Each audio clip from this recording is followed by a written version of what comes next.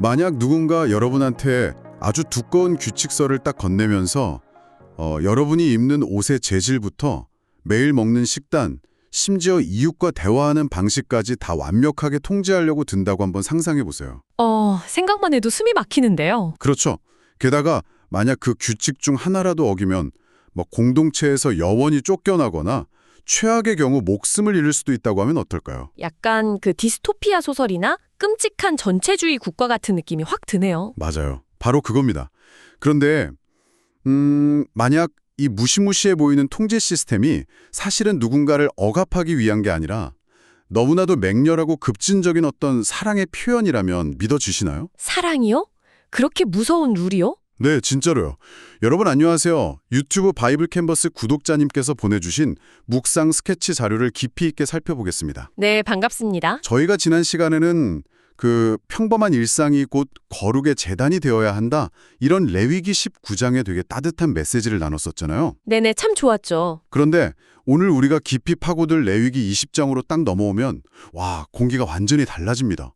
약간 아주 서늘하고 좀 묵직해지거든요. 맞습니다. 오늘 우리가 탐구할 이 자료가 고대 이스라엘 사람들의 먼지 쌓인 율법 조항을 그냥 막 나열하고 있는 게 아니에요. 그럼요. 우리가 흔히 법전이라고 하면 되게 딱딱하고 비인격적인 텍스트를 떠올리잖아요. 그렇죠. 하지 마라, 해라 이런 거. 네, 그런데 레위기 20장의 핵심인 7절, 8절, 그리고 26절을 아주 자세히 들여다보면 그 이면에 흐르는 거대한 목적이 드러납니다. 어떤 목적이죠? 너희는 나에게 거룩할지어다. 내가 또 너희를 나의 소유로 삼으려고 너희를 만민 중에서 구별하였음이니라. 이렇게 말씀하시거든요. 아, 나의 소유로 삼으려고. 그러니까 이 텍스트는 본질적으로 너희가 도대체 누구의 소속인가 이걸 규정하는 정체성의 선언문인 거예요.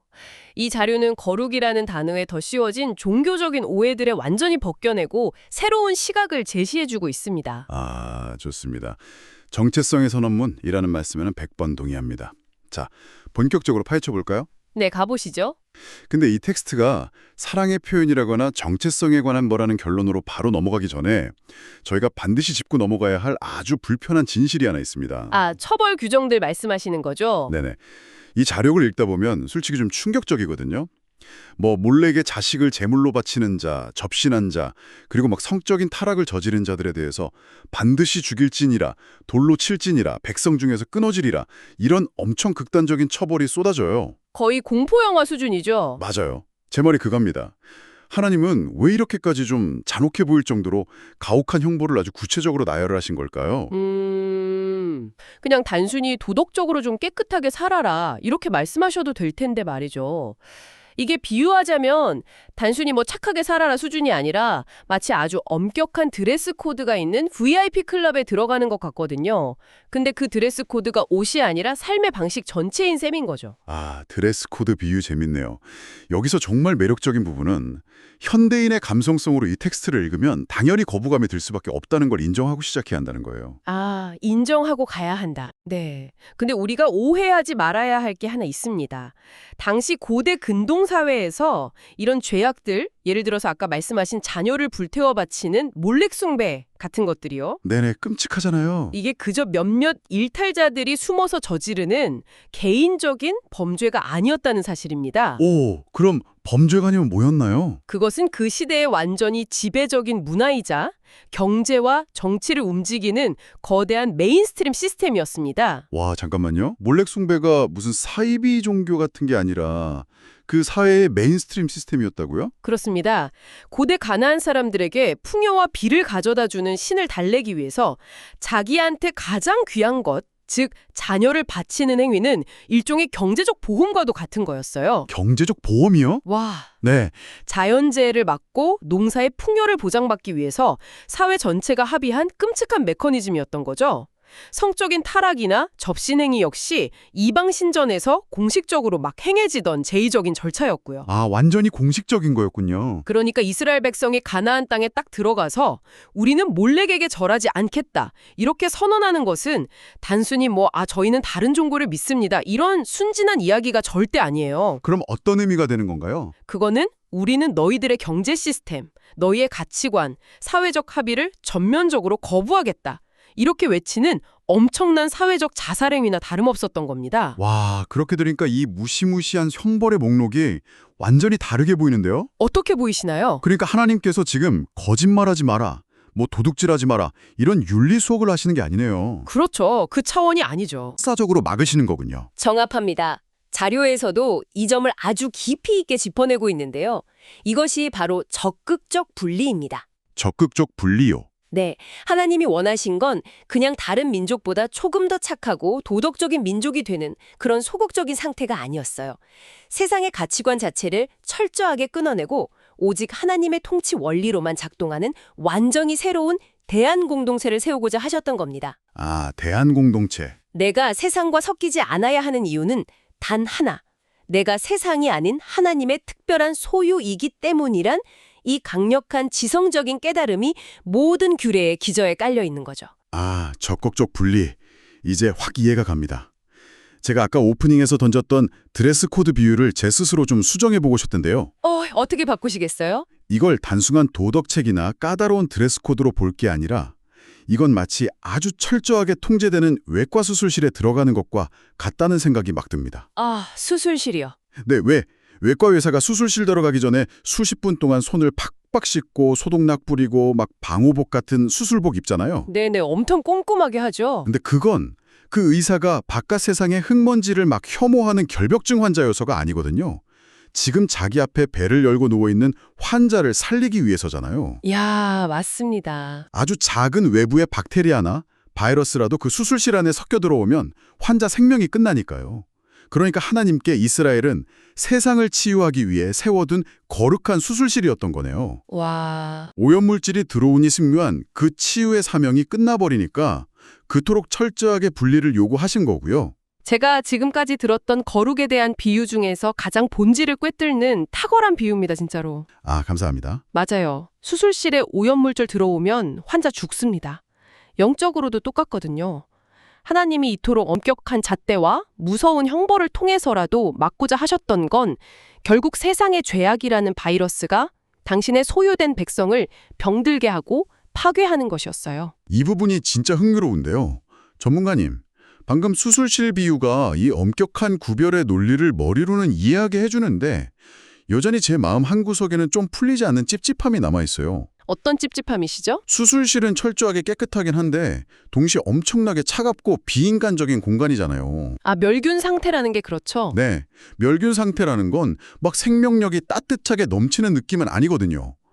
근데 이 자료 뒷부분을 보면 이런 엄격한 경고 속에 하나님의 뜨거운 사랑이 담겨 있다고 말해요. 네, 그렇게 이야기하죠. 솔직히 이 텍스트 쭉 읽다 보면 가슴이 따뜻해지기보다는 숨막히는 감시망 속에 갇힌 기분이 드는데 이 무시무시한 수술실의 율법이 도대체 어떻게 사랑이라는 뜨거운 정서로 연결되는지 그 고리가 잘 안 보입니다. 사실 많은 분들이 레위기를 읽으면서 정확히 그 지점에서 길을 잃곤 하세요. 저만 그런 게 아니군요. 율법의 겉면만 보면 완전 차가운 통제처럼 보이니까요. 하지만 이것을 더 큰 그림과 연결해 본다면, 그리고 이 관계의 본질을 계약이 아니라 결혼이라는 언약 관계로 치환해 보면 이야기가 완전히 달라집니다. 결혼이요? 네, 하나님이 죄를 향해서 막 분노하시는 것은 교통경찰이 규정속도 위반한 운전자한테 기계적으로 딱지 끊으면서 화내는 거랑은 질적으로 다릅니다. 그럼 뭐랑 비슷한가요? 그것은 자신의 사랑하는 배우자를 파괴하고 가정을 박살내려는 침입자를 향해서 터뜨리는 맹렬하고도 질투하는 사랑의 분노에 가깝습니다. 아, 룰을 깼기 때문에 화를 내시는 게 아니라 사랑하는 존재와의 관계가 파괴되는 걸 도저히 견디지 못하시는 거군요. 그렇습니다. 죄는 단순히 벌점 몇 점 받고 끝나는 행위가 아니에요. 죄의 가장 무서운 메커니즘은 필연적으로 우리의 영혼을 마비시키고 결국 하나님과 우리 사이의 그 친밀하고 깊은 사귐을 완전히 단절시켜버린다는 데 있습니다. 네네. 하나님은 당신의 눈동자처럼 아끼는 특별한 소유인 우리가 그 가나안의 파괴적인 문화 속으로 막 걸어 들어가서 스스로 망가지는 것을 도저히 눈뜨고 보실 수가 없었던 거예요. 와, 그렇게 들으니까 저 가혹해 보이던 처벌 규정들이 확 다르게 다가옵니다. 그러니까 부모가 아이한테 단순히 이거 만지면 안 돼! 이렇게 규칙을 가르치는 게 아니라 네. 막 달리는 트럭 앞으로 뛰어들려는 아이의 멱살을 거칠게 팍 잡아채면서 내지르는 비명 같은 거네요. 오, 딱 맞는 비유예요. 그 거친 손길과 날카로운 고함 속에 담긴 건 통제가 아니라 내 아이를 살리려는 타는 듯한 사랑인 거잖아요. 바로 그겁니다. 그 타는 듯한 사랑을 이해할 때 비로소 우리는 거룩이 지닌 진짜 아름다움을 발견하게 됩니다. 자료에서 인용된 청교도 신학자 토마스 워슨의 통찰이 이 대목에서 아주 놀라운 전환점을 주는데요. 뭐라고 했나요? 그는 이렇게 말했습니다. 거룩함은 하나님께 드리는 최고의 경배이며 우리의 영혼이 하늘의 언어를 배우는 과정입니다. 와, 하늘의 언어를 배우는 과정이다. 표현 자체가 진짜 너무 시적이고 아름다운데요. 이 문장이 품고 있는 진짜 의미가 너무 궁금해집니다. 우리가 언어를 배운다는 행위를 한번 생각해 보세요. 여러분이 정말 깊이 사랑하는 사람이 생겼는데 그 사람이 완전히 다른 나라의 언어를 쓴다고 가정해 보는 겁니다. 네네. 여러분은 그 사람과 더 깊은 대화를 나누고 그 마음을 온전히 이해하기 위해서 막 밤을 새워가며 그 낯선 언어의 단어와 문법을 공부할 거 아니에요. 당연하죠. 사랑하니까요. 그때 그 문법 공부가 여러분을 올가매는 감옥이나 귀찮은 의무로 느껴지시겠어요? 아니죠. 빨리 이 언어 마스터에서 속 깊은 이야기 나누고 싶어 안달이 나겠죠. 문법책 자체는 차갑지만 그 언어를 배우는 행위는 사랑에 빠진 사람의 가장 열정적인 행동이니까요. 정확합니다. 토마스 왓슨이 말한 하늘의 언어라는 개념이 바로 그거예요. 우리를 만민 중에서 구별해서 가장 귀한 보물로 삼아주신 그 압도적인 사랑을 깨닫게 되면 우리는 필연적으로 그분이 쓰시는 언어, 즉 거룩이라는 성품을 막 배우고 싶어지는 거죠. 레위기의 수많은 규례들이 결국 하나님 나라의 문법책이었던 거네요. 맞습니다.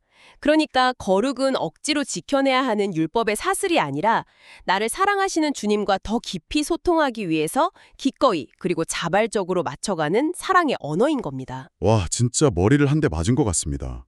차가운 수술실인 줄로만 알았는데 사실은 사랑하는 이와 대화하려고 밤새워 외국어 공부하는 연인의 책상이었군요. 네, 참 아름답죠. 지성적으로는 내가 세상이 아닌 하나님의 소유라는 흔들림 없는 정체성을 확인시켜주고 정서적으로는 나를 살리기 위해 멱살을 잡아채시는 하나님의 애타는 사랑을 느끼게 됩니다. 그렇죠. 자, 여기까지 오니까 질문이 하나 딱 생깁니다. 네, 말씀하시죠. 머리로 정체성을 깨달았고 가슴으로 사랑을 느꼈다면 결국 우리의 의지가 움직여서 행동으로 나타나야 하잖아요. 그게 제일 중요하죠. 그런데 우리는 고대 이스라엘 백성들처럼 광야에 텐트 치고 사는 것도 아니고 가나안 땅의 물리적인 신정과 싸우는 것도 아니란 말이에요. 네. 21세기를 살아가는 여러분, 그리고 우리는 매일 아침 지하철 타고 출근하고 현대사의 한복판에서 사람들이랑 부대끼며 살아가야 합니다. 현실적인 고민이네요.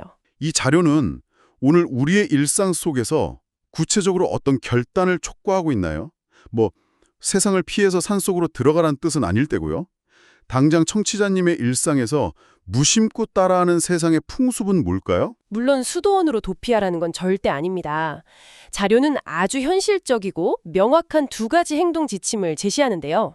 두 가지요? 첫째는 이미 내 삶 깊숙이 스며들어 있는 세상의 풍습을 예민하게 분별하고 그것을 단호하게 끊어내는 영적 절개입니다. 영적 절개요. 단어가 참 무거운데요. 근데 전문가님, 솔직히 현실에서는 남들이 다 가는 길을 거스르는 게 엄청 어렵잖아요. 아유, 정말 쉽지 않죠. 다들 이렇게 일하는데 뭐 어때? 이 바닥 관행이 원래 그래. 성공하려면 이 정도 타협은 눈 감아줘야지. 이런 수많은 현대판 몰래 숭배 시스템들이 주변에 널려 있거든요. 맞습니다. 아주 도처에 깔려 있죠. 돈이나 성공을 위해서 나의 양심이나 신앙을 기꺼이 불태워 바치는 일들 말입니다. 이런 문화 속에서 나는 다르게 살겠다, 이렇게 말하는 건 그야말로 왕따 자처하는 짓 아닐까요? 그렇기 때문에 엄청난 용기가 필요한 겁니다. 진정한 거룩은 온실속 화초처럼 가만히 숨어 지내는 소극적인 회피가 아니에요. 네네. 직장에서, 비즈니스 현장에서 남들이 다 당연하게 여기는 편법이 하나님의 기준에 어긋난다면 그 다수의 압박 속에서도 단호히 아니오라고 말할 수 있어야 합니다. 세상의 거센 물결 한복판에 서서 그 물결을 정면으로 거슬러 올라가는 것, 이것이 진정한 적격적 분리입니다. 야, 쉽진 않지만 꼭 필요한 용기네요. 그럼 두 번째 결단은 뭔가요? 거절하는 것만으로는 부족할 것 같은데요? 맞아요. 비워냈다면 채워야죠. 두 번째 결단은 내가 하나님의 소유임을 매 순간 기억하면서 나의 몸과 마음 그리고 나의 시간을 실제로 구별하여 거룩한 제사장으로 살아가는 겁니다. 시간을 구별한다. 결국 내 삶의 주도권이랑 자원의 소유권이 누구한테 있는지를 일상 속에서 매일 증명해내라는 뜻이군요. 정확합니다. 세상 사람들은 자기 성공을 위해 스펙 쌓고 재산 불리는데 모든 에너지를 쓰지만 우리는 그 자원을 하나님이 기뻐하시는 일, 예컨대 약자를 돌보거나 정직한 문화를 만드는데 기꺼이 흘려보내는 방식으로 소속을 증명하는 거네요. 아주 훌륭한 적용입니다. 거룩은 세상을 등지는 게 아니라 오히려 세상 가장 깊은 곳으로 들어가서 하나님의 통치가 얼마나 아름답고 생명력 넘치는지를 내 삶의 방식으로 증명해내는 역동적인 삶이에요. 아, 역동적인 삶. 내가 세상에 속한 존재가 아니라 하나님의 특별한 소유라는 굳건한 정체성이 닷처럼 탁 내려져 있을 때만 우리는 파도에 휩쓸리지 않고 이 용기를 발휘할 수 있습니다. 그래서 이 모든 게 우리에게 어떤 의미가 있을까요? 지금까지 이야기를 종합해보면 오늘 살펴볼 레위기 20장의 무시무시해 보이는 텍스트들은 결코 우리를 올가매려는 고리타분한 법전이 아니었습니다. 네, 절대 아니었죠. 오히려 죄라는 치명적인 바이러스로부터 우리를 지켜내시려는 하나님의 타낸 듯한 사랑의 고백이었고요. 우리가 세상의 천박한 가치에 팔려갈 존재가 아니라 하나님이 당신의 명예를 걸고 지켜내시는 가장 존귀한 소유임을 선언하는 정말 웅장한 정체성의 임명장이기도 했습니다. 그렇습니다. 그리고 이 깊은 깨달음은 오늘 이 이야기를 듣고 계신 여러분에게 아주 도발적이고 중요한 질문 하나를 던집니다. 어떤 질문인가요? 아까 우리가 토마스 왓슨의 통찰을 빌려서 거룩이란 영혼이 하늘의 언어를 배우는 과정이라고 이야기했잖아요. 네네, 아주 인상 깊었죠? 이것은 우리에게 중요한 질문을 던집니다. 우리가 정말로 하늘에 속한 시민이고 이 언어를 유창하게 구사하도록 창조된 존재라면 오늘 나의 일상 속에는 세상이라는 낯선 나라의 사투리 혹은 억양이 얼마나 진하게 배어 있을까요? 세상의 사투리요? 와, 진짜 뼈를 때리는 표현이네요. 네, 우리는 매일 말을 하고 생각을 하며 살아갑니다. 근데 나도 모르게 불쑥불쑥 튀어나오는 냉소적인 태도, 남이랑 나를 비교하며 깎아내리는 습관, 돈으로 사람 가치를 매기는 시선들, 네네. 이런 것들이 바로 기나긴 가나안 생활이 남긴 세상의 억양인 거예요. 우리는 하늘의 언어를 쓴다고 착각하지만 여전히 세상의 문법으로 세상을 해석하고 있는 건 아닌지 돌아봐야 합니다. 정말 찔리네요. 교회 가서는 하늘의 언어 유창하게 쓰는 척하지만 월요일 아침 지옥철에서 혹은 통장 잔고 확인할 때 내 마음속에서 튀어나오는 혼잣말들은 철저하게 세상의 사투리였던 것 같습니다.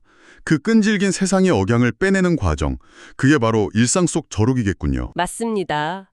언어의 억양을 고치는 건 하루아침에 되는 일이 아니잖아요. 끊임없이 올바른 발음을 듣고 교정하고 또 연습해야죠. 오늘 하루 여러분이 일터에서 가정에서 스스로 내뱉는 삶의 언어들에 가만히 귀 기울여 보시길 바랍니다. 네, 정말 좋은 말씀입니다. 오늘 이 깊이 있는 탐구는 여기서 마무리를 해야겠지만 전문가님이 던져주신 마지막 질문은 오디오 끄고 난 후에도 계속 메아리 칠 것 같습니다.